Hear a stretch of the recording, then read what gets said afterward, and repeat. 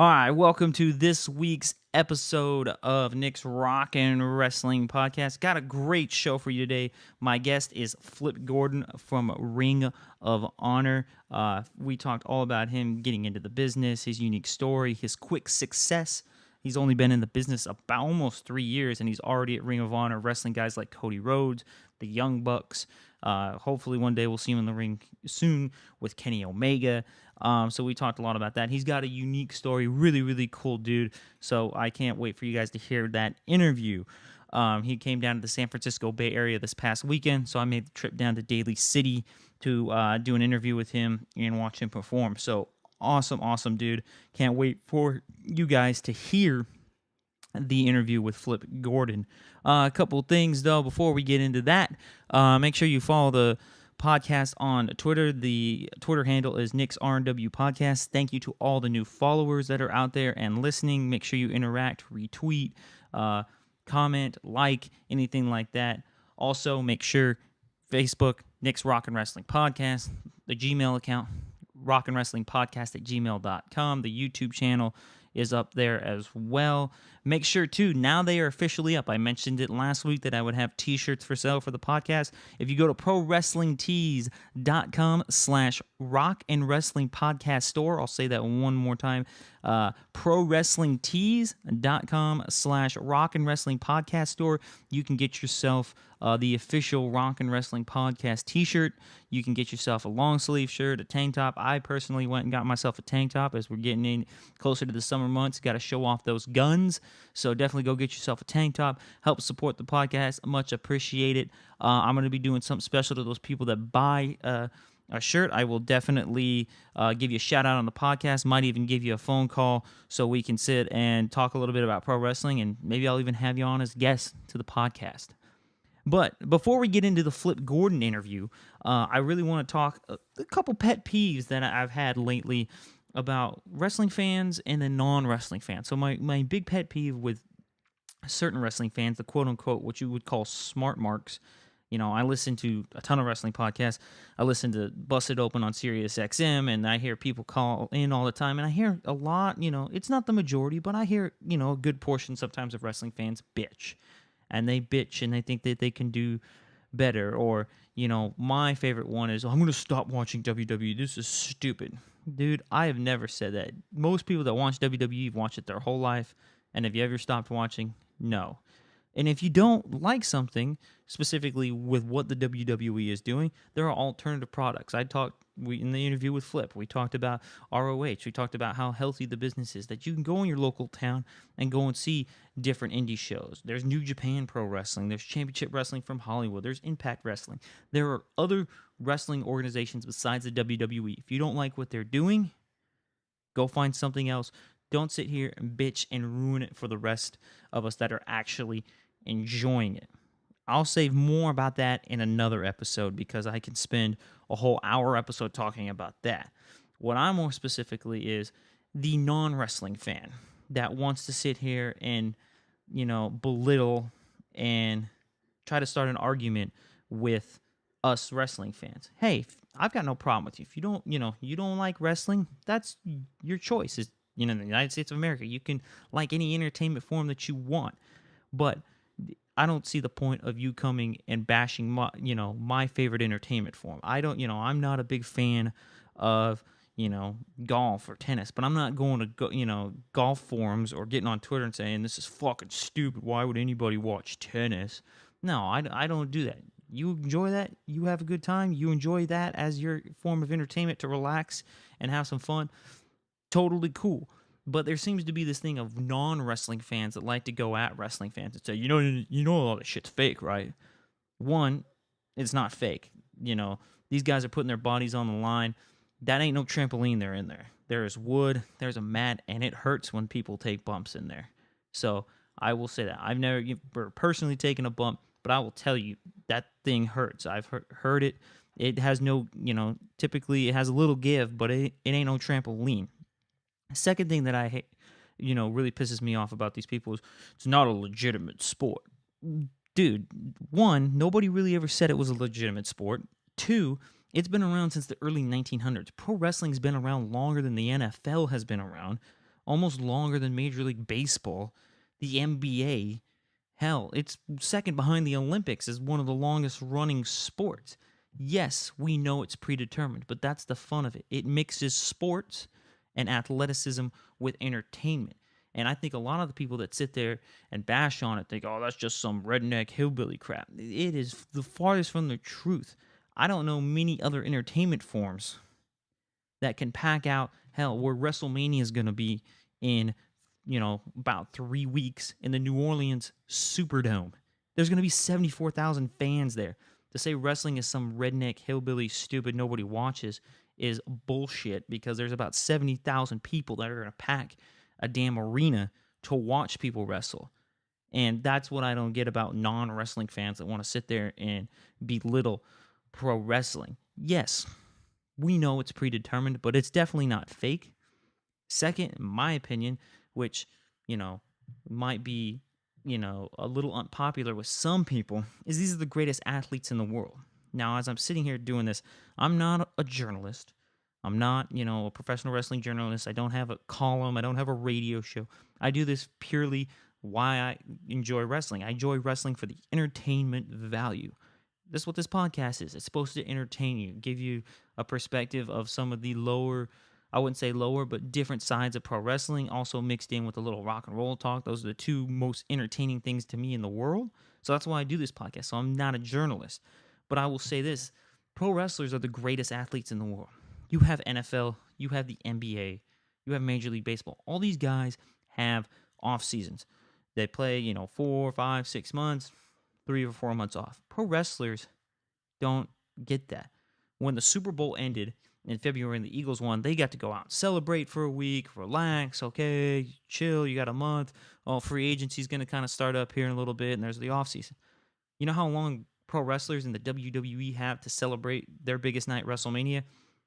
About, a couple hours after the show ends, because Monday Night Raw is the next night, and boom, they're right back to it. So they don't get an off season.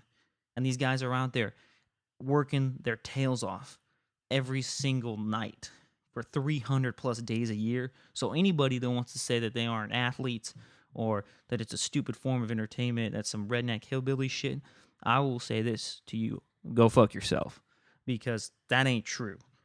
Second thing that I hate is UFC fans. Man, they're a bunch of fucking dicks sometimes. UFC fans want to come at us like, oh, fuck pro wrestling, man. It's not real like it is in the octagon. I've got no problem with UFC.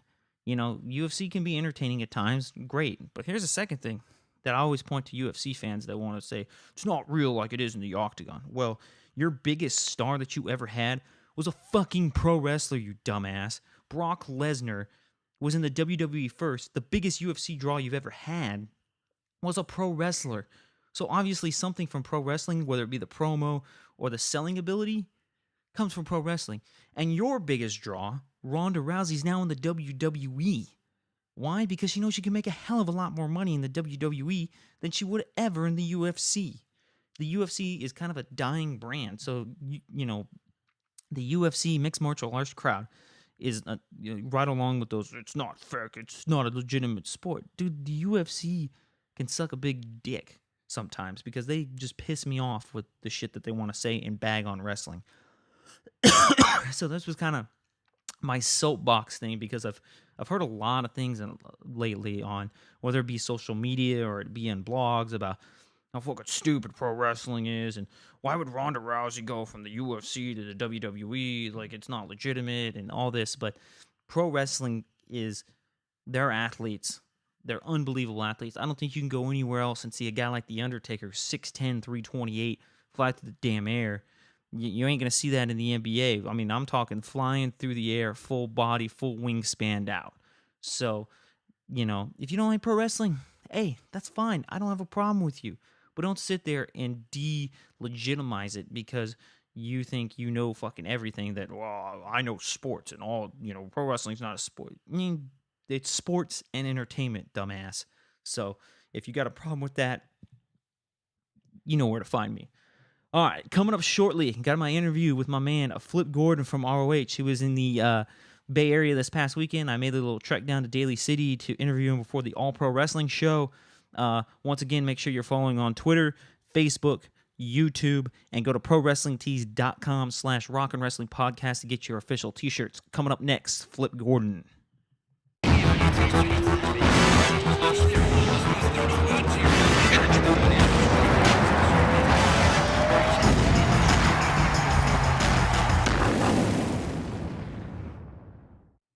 All right, I'm here with my man, Flip Gordon. I guess you could say international wrestling sensation. I'll say that because you're one badass dude. Thank you, man. I appreciate you having me. Yeah, no problem, no problem. So, jump right into it. The first thing I like to ask with my guests is kind of how did you get in the business? But you have a unique story because are you still an active member of the Army National Guard? Is that what it is? I am, yeah. I mean, I've been enlisted in the Army National Guard since 2012. Going on 6 years, and I only have a couple months left. So, All right, well, I want to thank you for your service. of course, man. Thank you.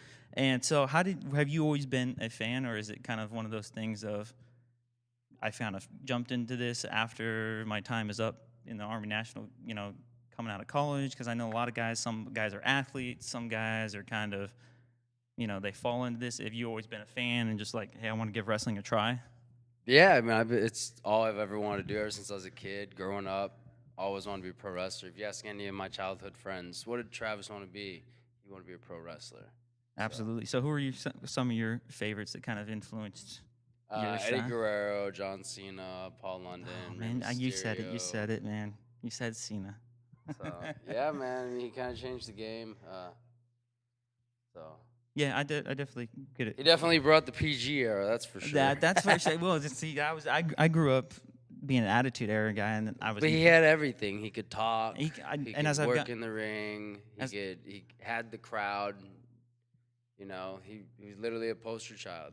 That's what he did. He carried the company on his back for over 10 years. Yeah, as I got older, I had much more of an appreciation for him. But when I was younger, I was like, dude, I went from a guy flipping people off drinking beer to a rapper. Like, I don't even like rap music. Yeah. So I missed the whole Attitude Era. I gone back and watched it lately, but like growing up, I didn't know about that. So I grew up in the Cena era. Oh, you grew so how old are you then? 26. Okay, so you're a little younger than me because I grew up I grew up in the Monday Night Wars. Oh man, Lucky. Yeah, people don't know how hard it was to like, dude, you didn't have DVR. You could not DVR. You had to flip back and forth. Like, yeah, oh, damn, dude, you had to choose what you wanted to miss and what you yeah, didn't. Kids these days, never know how hard it was. You're like, damn it, I don't know which one to watch. Yeah. So you haven't been in the business for that long. What, just about 2-3 years now? It'll be 3 years in May. So that really, as I was doing my research for this, like to get to Ring of Honor so quickly, how did that kind of come about? Oh, it was crazy. Everybody kept telling me to do one of their tryout camps, and I was like, "Oh, I'm not ready." And the camps actually kept falling on the weekend I'd have drill for the Army. So the ones I wanted to do, I couldn't do. And then in the back of my mind, I'm like, "Oh, well, this is all because I'm not ready yet. I'm not ready." And then finally, I had no excuse, and there was one. I was like, "All right, well, it's now or never." And I went into the tryout and just gave it my best. And they were interested in me, invited me to Baltimore in April, last April, and then they gave me the opportunity to wrestle Matt Sydal, and that was more like a tryout match. And after the match, the fans they really appreciated the effort and everything, and they started chanting, "Please sign Flip," and a couple months later, I was signed. So That's impressive, especially. yeah, it was really cool, and it makes for a really cool story, and I'll remember it for the rest of my life. So with Ring of Honor, it's a little bit different than obviously somewhere like WWE where you're exclusive. So how does that, without giving away too much details that you don't want to, how does that work in terms of like exclusivity with Ring of Honor, but yet here you are tonight in San Francisco for APW? How does that work with the company? Are they pretty flexible on things? So I'm TV exclusive, which pretty much just means I can't do any other television. I can't do WWE, Impact, Lucha Underground. But I can still do independents in the States. Internationally, I have no restrictions. Okay, so they kind of just TV exclusive. Yep. So was it being so young, I wouldn't say young, but so new to the business, was it different getting used to wrestling on TV than just doing like a regular live show? Yeah, because at first you just overthink everything instead of just going out and doing what you're used to, which is going out and performing. You just overthink everything, the cameras, the lights, more people. I think the biggest problem I had was adjusting, just overthinking everything, thinking I had to do certain things certain ways instead of just going out there and trying something. If it didn't work, adjust it later. Okay, cool. Yeah, no, especially with Ring of Honor because it's shot almost like that old ECW style, so it's not like you're looking to 15 different Yeah, cameras. like the first few matches I had there, I didn't feel like I even belonged there. I was like, I'm not doing good. Like, I'm not, like, the feedback was very, very, like, frustrating because it's like, oh man, I suck so bad because I was getting so much feedback of, you need to do this better, you need to do this better, you need to do that better. And I'm like, all of it was coming at me once. I was like, man, like, maybe I don't belong here yet. But then you just stick with it and you just learn to go out there and, like, take critiques. Like, you have 2 ears, you know how to sort it off. Some things will work for other people, some things won't. And so I just try to take that, and I always love criticism. I always try to apply it. Just at, like, this recent weekend with Ring of Honor, I got feedback on one thing, and I did it the second night, and I applied that feedback. And the same person literally came up to me and was like, I just want to say thank you. It looks so much better, and thank you for listening and applying the feedback. If people see that you're coachable, they're more likely to keep coaching you. It's where if they give you that feedback and then you just kind of blow it off, why are they going to want to try to help you? Because they're just wasting their time. So I always try to take what I'm given and use it. Who have been some of the guys that have helped there? Because I know now, I mean, Ring of Honor, to me, I didn't really know much about Ring of Honor when it started, but now, like, in the last year, that's where I kind of found you and, like, Cody's there. Who have been some of the guys that kind of have been helpful, whether backstage or in the ring? From day one, Alex Shelley has been very helpful backstage. Bully Ray has also been very helpful. Always giving feedback. He's actually made me a smarter fan because he's on Busted Open on Sirius. Yeah, they invited me there for Final Battle. Yeah, and I got to sit there with Bully and the whole cast. He's a smart guy. There's a reason he's about to be a Hall of Famer. So. So, who have been some of the favorite opponents that you've worked? Obviously, a couple weeks ago, you've worked with Cody several times, haven't you? So yeah. So who have been some of your favorites that you're like, oh crap, like I got to really step my game up for this? My favorite right now, probably Cody, just because I feel like we have such good chemistry and such a good story to go off of. That when we're in a ring, we're able to tell a better story than if you just put 2 random people in a ring and be like, here, go wrestle. Me and Marty also have very good chemistry, and I love wrestling with Marty. Marty's great. His promo stuff. He's so good, and he's such a professional. He just knows his way around a ring. And I could literally go out there with those 2 guys any night of the week and have no problem. Yeah, the match, I streamed it with Cody. That was phenomenal a couple weeks ago. I was very proud of that match. So yeah, I mean, you're an innovator. The stuff that you do, I'm like, oh damn, dude, that's some athletic stuff. So is it just you trying to think out of the box when you're doing like that springboard stunner? I'm like, that's incredible. Thank you, man. Yeah, no, I just try to. I can't remember who told me, but I remember somebody said once upon a time that you need to be original, and just because you see something doesn't mean you can't make it your own. So I always try to look at what's popular and try to make it my own, or look at something I like and not take it exactly the way I saw it, but tweak it somehow to make it my own. That's how I came up with the Samoan Pop, which is the reverse steamroller where I do a back handspring with somebody on my shoulders and a fireman's carry. The corkscrew stunner. Springboard super kick, springboard sling blade. Like, all those moves I just saw moving. I was like, all right, how can I make this mine? How can I put a little bit of flip sprinkles on it? You know what I mean? Yeah. So, obviously, where'd you come up with the Flip Gordon name? Where's the origin? So, Gordon is my late uncle's name and also my middle name. And so I always wanted to do kind of like a little tribute to him because me and him were pretty close growing up.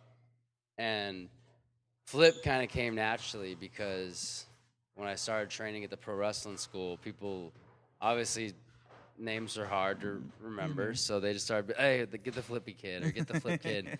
And then it just started sticking. People just started calling me Flip or Flippy. And I was like, Flip Gordon. Huh, I kind of like that. Yeah. And I was like, it kind of sounds like Flash Gordon. That's the first thing. Which is like a superhero. And I'm like, it's professional wrestling. You know, I mean, there's been more ridiculous names than Flip Gordon.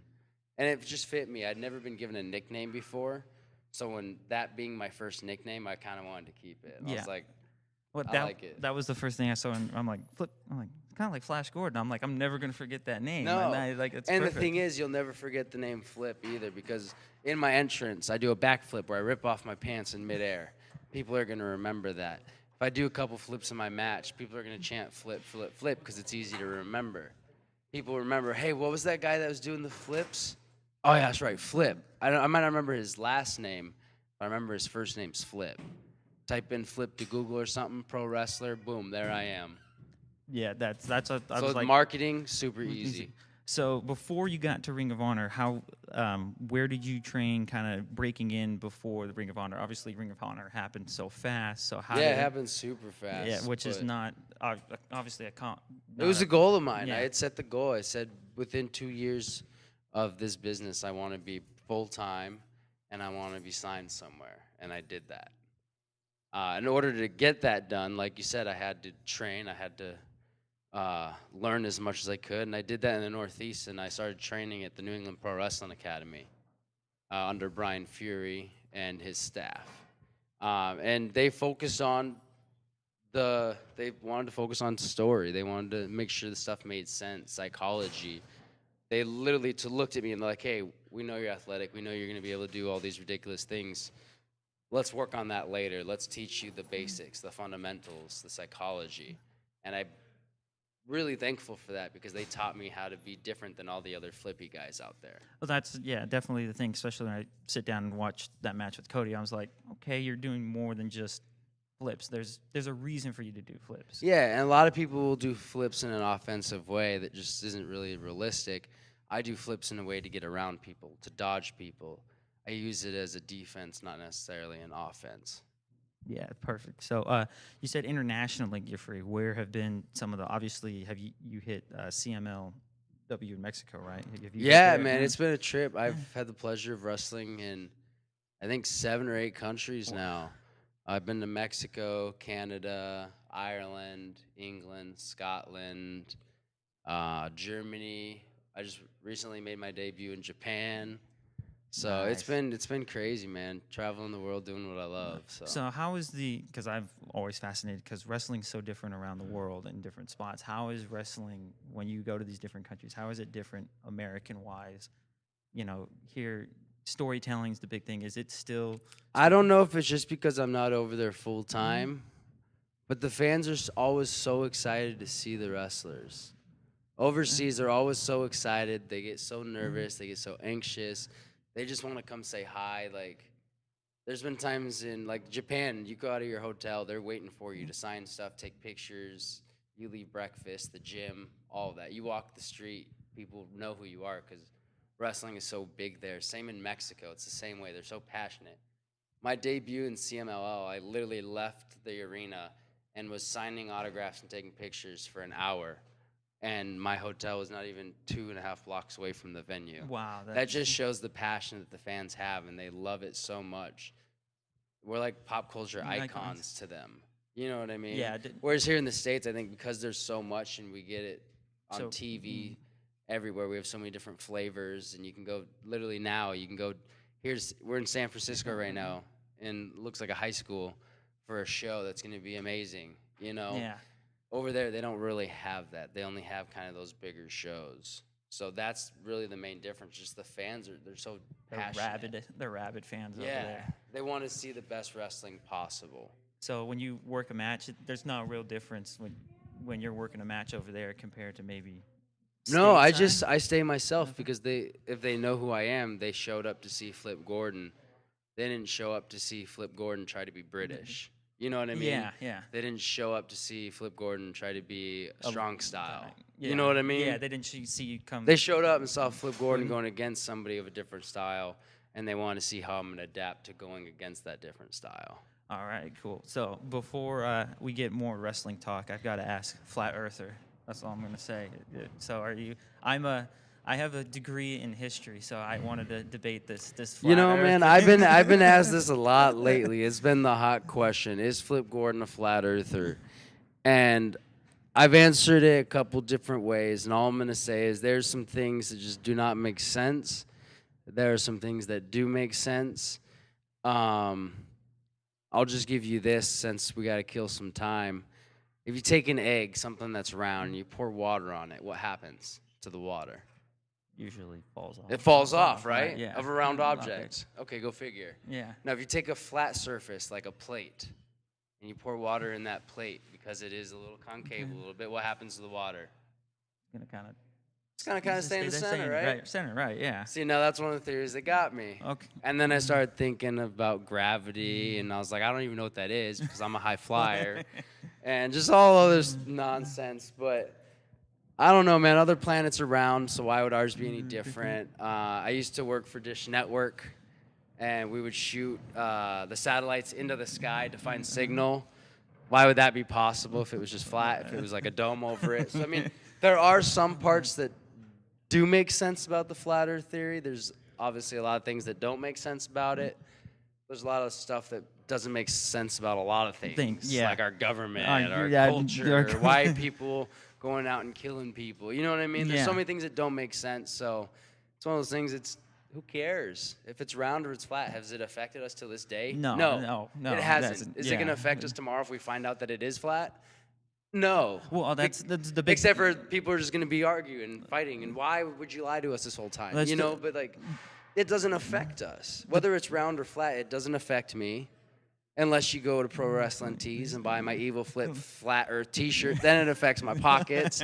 That's at prowrestlingtees.com/thatflipgordon. Cheap plug. You know I had to. Well, that's the thing about the flat Earth thing. I'm like, well, for how many years you had the Eastern Hemisphere had no idea of the Western Hemisphere, so who's not to say that it wasn't? You know, they believed that for so freaking long that a guy like Columbus. Obviously, we know now Columbus might have been not the most stable-minded guy with some of the stuff he did, but He's probably on shrooms half the time. hey, man, it was the 1400s, man. That thing was allowed. And then, so I saw this on your Twitter because you're very active on your Twitter. Yeah, I love learning about my audience. I love learning about my fans. I love being controversial. Sometimes they'll ask you like pineapple on your pizza, whether you put the milk first or the cereal that was the first. one, the milk and the cereal one, because I was like, all right, dude, I gotta ask him. I'm like, because I always do cereal then milk. See, and a lot of people do that. Just like a lot of people open a banana the wrong way. A banana, the top part, that's not supposed to open. You're supposed to pinch the bottom and peel it, because then that's where you hold. A lot of people don't know that.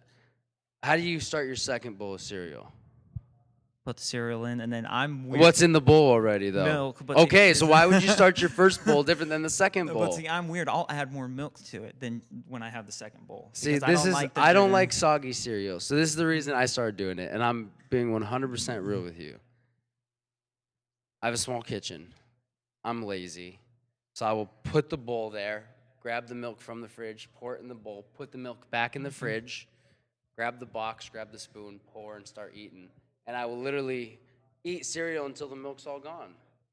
And then that's my bowl of cereal. If it's half the box, then it's half the box. That's what I do. I don't eat cereal that often. So when I eat it, I go ham. Well, see, it was funny because I was picking up cereal at the store this morning, and I was like, dude, I've got to ask him about this because my girlfriend thinks I need to go to Cereals like anonymous because I'll go through like a box in a day. And I was like, when I saw that on your Twitter, I was like, dude, you got to go.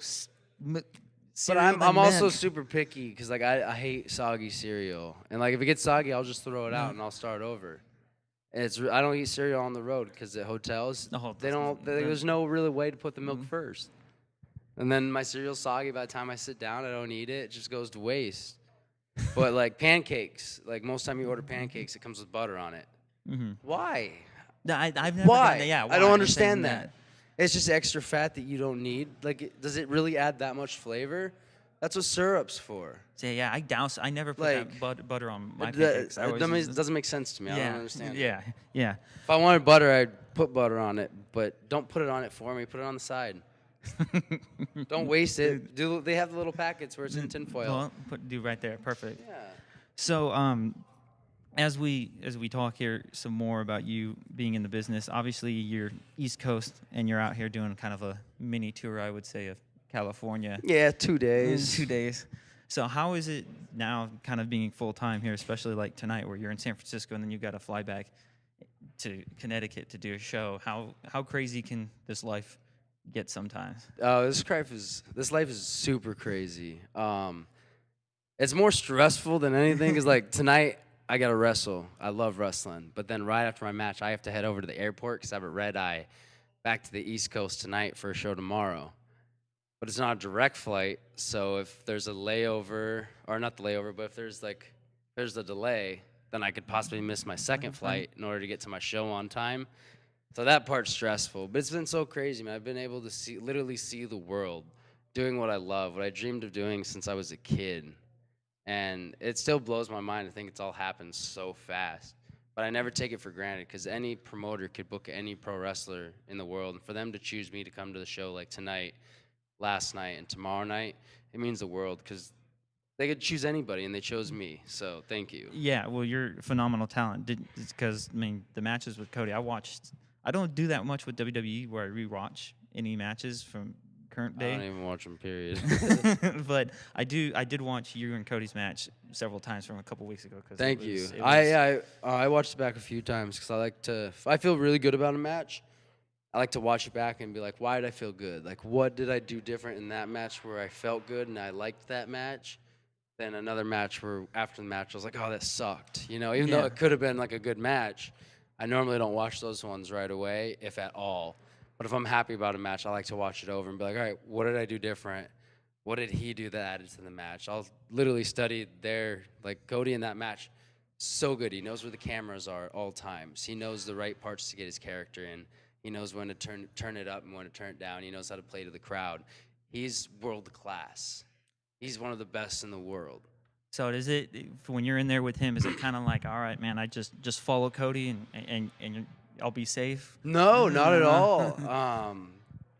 It's just one of those things where like we've done so much together on Being the Elite that like I trust him and I feel safe with him and I'm comfortable with him. So getting in there, like there was no nervousness. There wasn't, oh, what about this or what if this or do I hold back? Like, did I stiff him? Like, there's no questions like that. It's just, hey, I'm going in there with somebody I look up to, somebody that's helped me a lot, and we're gonna go try to kill it.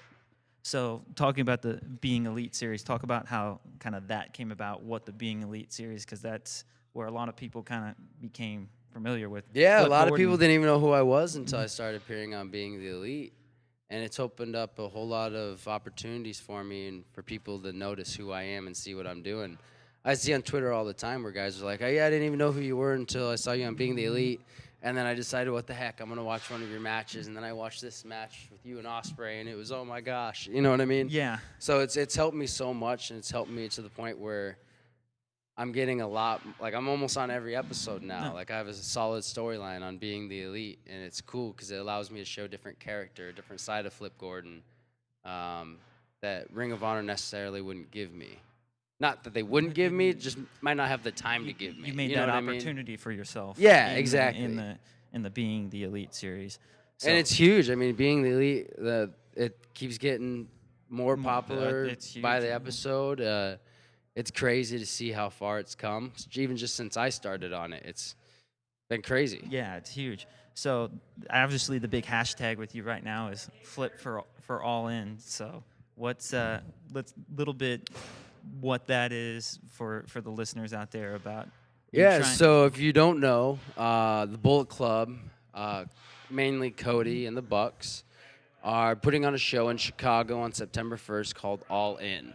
It all started with a bet going on with Dave Meltzer and Cody, saying that Ring of Honor couldn't sell out a 10,000 person arena, and Cody begged to differ. So it got a little heated. So now they've decided to do it without Ring of Honor. They're doing it on their own funding, and they're calling it All In. But I'm not a part of it. I'm not booked, so I don't know if they can call it All In. Because wouldn't that mean everybody is invited? And if I'm not invited, it's only some in. Exactly. So I'm still trying to figure out how I'm going to get booked. I had an opportunity at Manhattan Mayhem. I lost that opportunity. No excuses. I lost. But I will find another way because I want to be all in. Absolutely. Yeah, I'd love to see you, especially I think you should be wrestling Cody on All In. Yeah, I mean, I'm Team Kenny right now. I got to go with So Team Kenny I'm too. Team Kenny right now. and hopefully, I know Cody and Kenny are going at it at Supercard of Honor, and that's only a few weeks. So hopefully, after that happens, I'll have another run-in with Kenny, kind of like we did this most recent episode. That one got a little hot and heavy, maybe a little moist, if you know what I mean. But Moist. hopefully, I can talk to him and he'll book me. Maybe that's a route I can take. I don't know. We'll figure it out. We got time. Yeah, that's It's over 6 months away. We got time. We got time. I'd love to see you on there. A little moist. I've never heard that to describe a wrestling segment. I mean, to know what we're talking about, you have to go listen and watch the latest Being the Elite episode. So go watch that. So, little bit. So your social media, I want to plug because if people aren't following you on Twitter, they're missing out on entertainment. Cause man, I have fun with my Twitter. Yeah. So where can we find you on Twitter? Where can we find you on Facebook, all that? Yeah, man. I have a Facebook page. I don't really use it. It's just linked to my Twitter. I mainly use Twitter and Instagram. It's all the same at The Flip Gordon. At The Flip Gordon. Make sure you guys go follow at The Flip Gordon. Anything else here? I don't want to keep you extremely. I know you got to get ready for your match tonight, and you got a long flight ahead of you. Anything final? Wrap up? Man, I just want to say thank you so much for having me. This was a blast. It's I'm excited to perform here in San Francisco tonight. Yes. It's my second time over here, and I hope I get to come back again.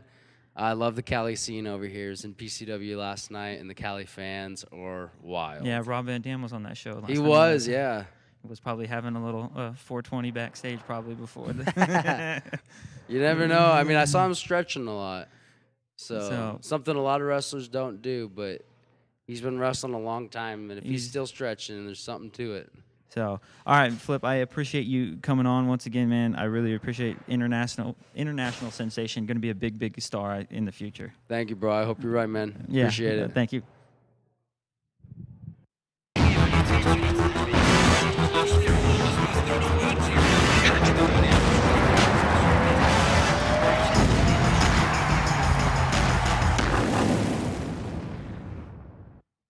All right, I want to thank Flip Gordon again for coming on. Man, it is a sensational pro wrestler. It was a joy to talk to him. Really cool dude. I believe personally in the next year to two, maybe even 3 if he keeps wanting to do stuff in Ring of Honor.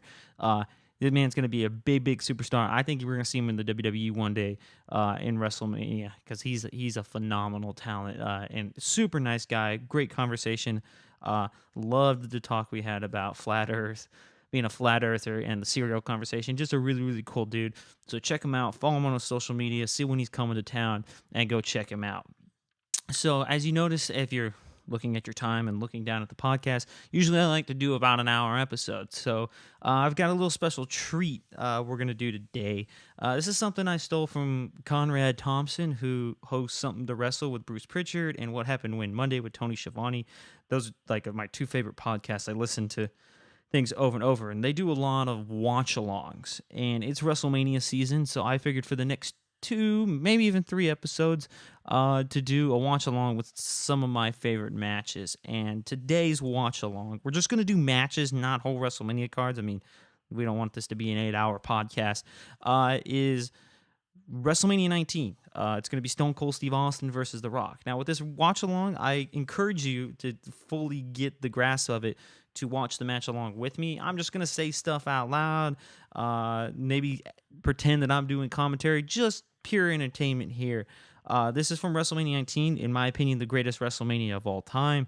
There was Hulk Hogan versus Vince McMahon, Lesnar versus Angle, Shawn Michaels versus Chris Jericho, and this was the final match of Stone Cold Steve Austin's career, and the third one against The Rock at WrestleMania. I wanted to do it, and last Friday was 3/16. So I'll give you a second here as I'm killing some time to log into your WWE Network account. Go to WrestleMania 19. You're going to fast forward to about the 2-hour, 48-minute mark. That's when the match roughly starts. You see Stone Cold up on one of the turnbuckles there. That's where you'll see it's about 2 hours, 48 minutes, and 31 seconds roughly is when we're going to get the match going here. If you don't have a WWE Network account, I suggest you get one. But if not, you can probably YouTube the match and follow right along. As you do that and get yourself ready, once again, I want to thank Flip Gordon for coming on this week. Make sure you check out the Twitter handle, Nick's R&W Podcast, Rock and Wrestling Podcast at gmail.com, Nick's Rock and Wrestling Podcast on Facebook, the YouTube, ProWrestlingTees.com/Rock and Wrestling Podcast store. Make sure you check all those out. Get yourself a t-shirt. You should be logged in. Hopefully you're up. If not, I would hit pause right now until you are, because I'm going to go ahead and hit play on mine and start the match. So, about right there, you see Stone Cold. You see the crowd out there. He's up on the second turnbuckle, and we got the face-off with The Rock and Austin. And these two were always so damn good at doing this. Just the face-off, the WrestleMania 15 one, the 17 one, and then here at 19, they're just so good. And you can see, man, just how good these guys are. Just looking at each other, man. And, dude, that badass Stone Cold vest, I got myself one off WWE Shop, dude.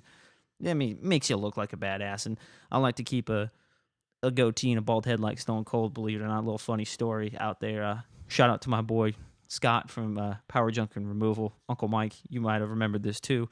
On New Year's, I was rocking that, and I think the dude really thought I was Stone Cold.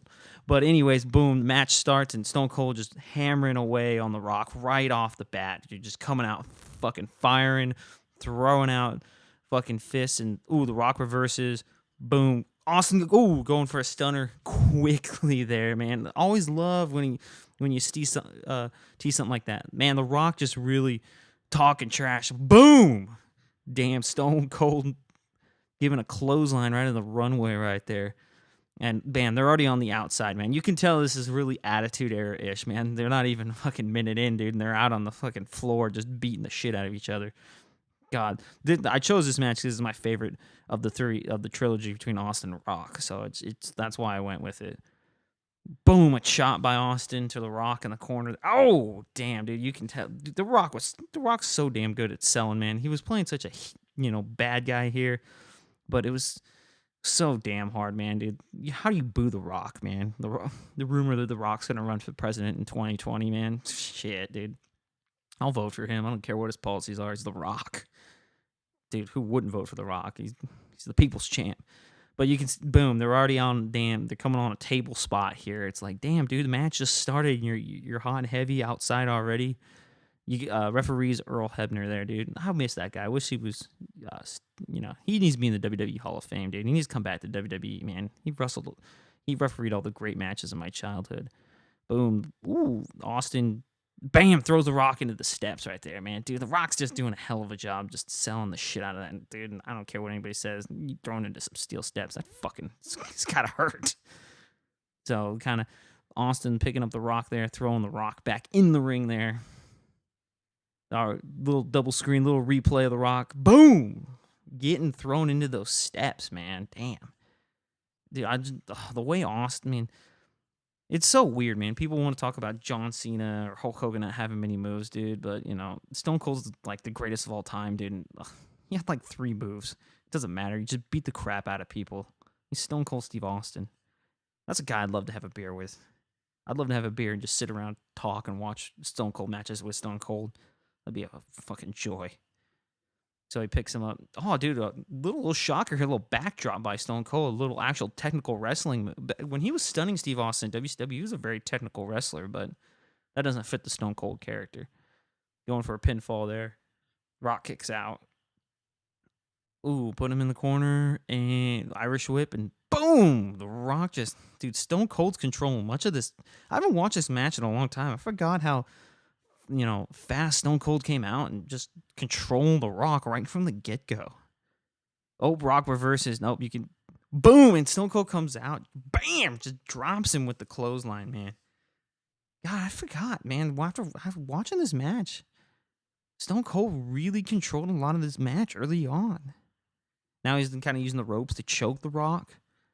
Man, you almost think that Stone Cold's the heel in this scenario, and he's not.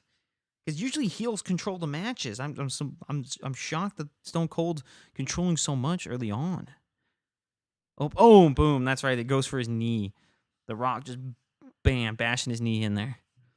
A lot of people don't know. I mean, we didn't know it at the time. We know it now. I mean, this is Stone Cold's last match ever, dude, and he was in a lot of pain, dude. He was in the hospital the night before with like 100 and something odd temperature. They didn't even know if he was going to be able to compete because he was in so much pain. He was just drinking cups of coffee, he was shaking, energy drinks. I mean, he was run down. Stone Cold's like reign at the top should have been a lot longer, man.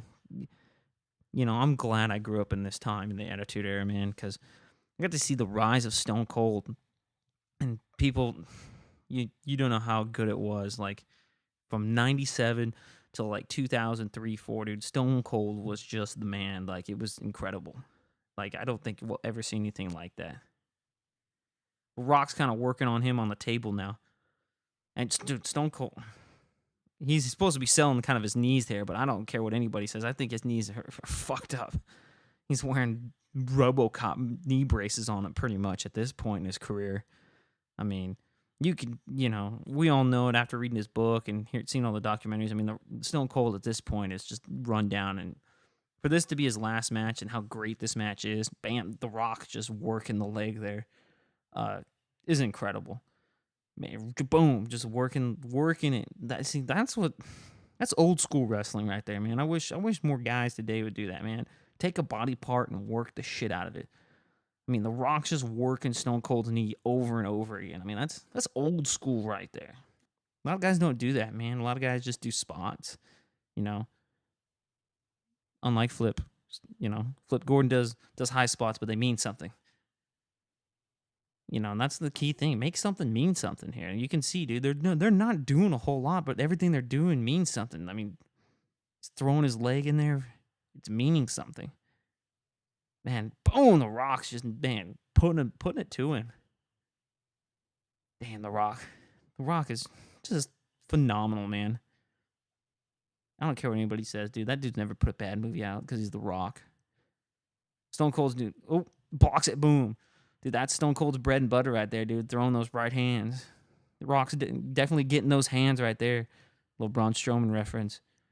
Booms. Oh, boom. He goes right back to the knee, dude. Cuts him off like that. Damn. The Rock just talking trash there. Really selling it, man. This takes me back too, man, because the Raw before this, the Go Home show, I was at Arco, man, and The Rock did his first rock concert, and he just obliterated the Kings, and everyone was booing so hard, like, what the hell? Because this was when the Kings and the Lakers were going back and forth, dude. I loved it because I can't stand the Kings. Bunch of whiny baby fans. Oh, Rock lunking in the sharpshooter. I was always interested. Why they did the screw job like thing in '98 with The Rock using the sharpshooter, but he always kept it in his arsenal. It's because he's got it locked in here on Stone Cold. It's weird to me because he even used it in his matches when he came back with John Cena. And you don't associate the sharpshooter with The Rock, and it's Bret Hart's move, or Sting, the Scorpion Deathlock. No, man, he's just got it cinched in good there. I think that's the idea, though, that they're trying to, The Rock's working the legs, so put a submission hold on here, especially the sharpshooter. Trying to get to the rope, got to the rope right there. Rock comes off there. Both these guys, man, just so over. I mean, to me, they're the two biggest stars ever. The Rock and Stone Cold. If you say, Hulk Hogan would be the third one. If you said, the biggest, if you going back to non-wrestling fans, you say, what wrestlers do you know? Everyone knows The Rock. They know Stone Cold. And they know Hulk Hogan. Those are like the three main guys. Yeah, I would make an argument The Undertaker could be in there too. Maybe even Cena. But to me, those three, Austin, Rock, Hogan. Boom. He's still working the leg. That's so good, man. Man, I forgot how this match, man. It's been a long time since I watched this match. Oh, I remember this spot. The Rock putting on Stone Cold's vest, and he's doing the trash talking slide. This is great, man. The Rock is so creative and stuff he did. Picking up the bottle of water there. Oh my! I totally forgot about this spot where he put on Stone Cold's vest and he comes in the ring here. I think this is where they go and do each other's finishers. Boom, yeah, boom, boom. Austin come with the right hands. Rock's trying to reverse the Irish whip. Boom. Austin comes underneath and boom, double clothesline. That's a good spot. You don't see that spot enough anymore. The double clothesline spot. Man, it really creates that drama. I remember the first time the Hogan Warrior were kind of the first ones that did that. That's a spot that people don't use nearly enough. I'd love to see like Braun Strowman with a bigger guy use that. I think that would be a hell of a spot. Like, boom. They show the replay there, double clothesline. Hebner's going to count. You can kind of see it on Stone Cold's face there, man. He's hurting, man. He's just trying to get through this match. This is a hell of a last match to have. I can tell you that much. Really selling here, really trying to take. The Rock, so ridiculous. The Rock still has Stone Cold's vest on. It's so freaking, it's so awesome though. Boom, throwing the right hands, man. Austin threw those right hands, man. You believe that he's just beating the crap out of him. The Luthez press, boom, throwing those in, throwing the right hand, boom, boom, boom, boom. Man, it almost seemed like looking at the crowd, man. It almost looks like they're not into it, man. Like they're just kind of sitting on their hands. Oh, the bionic, boom, the elbow by Austin goes to cover him. The Rock has still got Stone Cold's freaking vest on. Gets the shoulder up there. Nice. Man, this is a damn good match. Already. Forgot how. That's probably why I chose it. Boom, there goes the kicks. Those Austin's bread and butter. Throwing the fists and throwing the kicks, man. And they meant something. Boom, boom, boom. You can see, man, Austin's he gives Hebner the finger, man. That was Stone Cold's best thing. He'd always give the ref a finger at least a couple times in the match. Boom, throwing. And Rock ducks underneath again. Boom, a big clothesline. Oh, and the Rock does the thing he does in all his movies where he jumps up onto his feet. I don't know how the hell he does that. It's fucking athletic as shit. Shawn Michaels does it too, dude. I don't know how to do it. If I tried it, I'd probably blow my knee out. Oh, Austin hit with the rock bottom, man. That's like, this is where they start doing each other's finishers to each other. Oh, Austin climbing forward. 1, 2. Oh, Rock kicks out. Damn. This is also, if you have go and get a WWE 2K16, the showcase mode of Stone Cold's career. You get to play this match at WrestleMania 19. It's a fucking blast. I've probably played it several hundred times. Stone Cold's always so great, stalking his prey, man. So much like fierce emotion on that guy's face, dude. You just believe he's the baddest dude on the planet. Probably still is. The Rock, just phenomenal. The Rock is the only guy that he just oversold the Stone Cold Stunner so much it was ridiculous. But Rock gives him the finger. Oh, Rock gives Stone Cold his own move, the Stunner, dude. And he's still wearing his damn vest at this point too. He's had it on for at least 4 to 5 minutes already. God, such a great match. Rock and Austin, damn, to me, one of the best rivalries of all time. Oh, Rock trying to cover. Oh, 1, 2. Austin kicks out. Yeah, no, that was. Back to my thought there, man. Rock always oversold the damn Stunner, but it was so oversold that you had to love it. Like he was the only guy that takes a Stone Cold Stunner and like flips and hits the damn ropes. Like Jesus, man, it's just a simple move, but the Rock, every time he took it, he oversold the damn thing. It was ridiculous, but at the same time, you always waited for it when Rock and Austin got together. Right here, he's still wearing the damn vest. He's talking trash to the crowd now. Boom, hits Stone Cold. Boom, hits Austin. Rock laying in the right hands now. Damn. Bam, bam, boom. Just throwing them, dude. Oh, he gives Austin Austin ducks down. Boom, there's the bam Stunner, and he rolls. He sells that son of a bitch so good. That's awesome. Boom, dude. Man, look at the crowd. The crowd popped like nobody's business, man. So that's like the one, to me, it's the most over move of all time. That and probably like the people's elbow from the Rock. I mean, Dude, every time Stone Cold hits a stunner on it, dude, people go ape shit, dude. That crowd was just kind of dead. Boom, here comes a stunner. Boom, they go crazy. Oh, Perry getting up, trying to maybe go for another one. Man, you can tell he's hurt. He's like, damn, dude, trying to get through this match, but that's what makes him so good. Throws damn Earl Hebner, the damn referee, to the ground. Boom, low blow by The Rock. Great stuff there. Great stuff. You could tell it was coming because the ref wasn't looking. And The Rock cheering himself on. I'm smart. Yeah. Man, both these guys trash talking is unbelievable, dude. It's ridiculous. I can't believe how good at trash talkers both these. Oh, you can see here comes the people's elbow. He's lining it up, puts it. He looks down. Man, dude, right here, two most over moves I think of all time are Stone Cold Stunner and the Rock Bottom. Like people just, anytime they saw him coming or get hit, they just freaking went nuts. Throws the elbow out there. Here comes the Rock, off one turn, boom, boom, goes for it, and oh, Stone Cold miss. The Rock misses. Oh, going for the stunner again. Oh, spine buster by The Rock. Okay, now he finally takes the damn vest off and throws it. Oh, he's gonna take the other elbow pad off. Try the people's elbow again. Here it comes. Coming off the ropes. Oh, boom! Hit the people's elbow.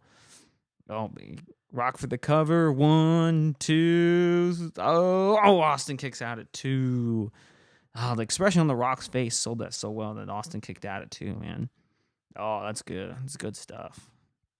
I mean, a lot of downtime between big moves here, but really, that's good. I mean, they're showing you that it means something.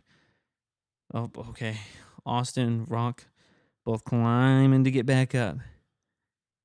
I want to. I haven't watched this in a while, but I'm pretty sure that Austin Rock. I want to say Rock hits at least one more Rock Bottom, and I know Austin hits at least one more stunner. Rock's stalking him now. Here he comes. Oh, gonna go for the Rock Bottom.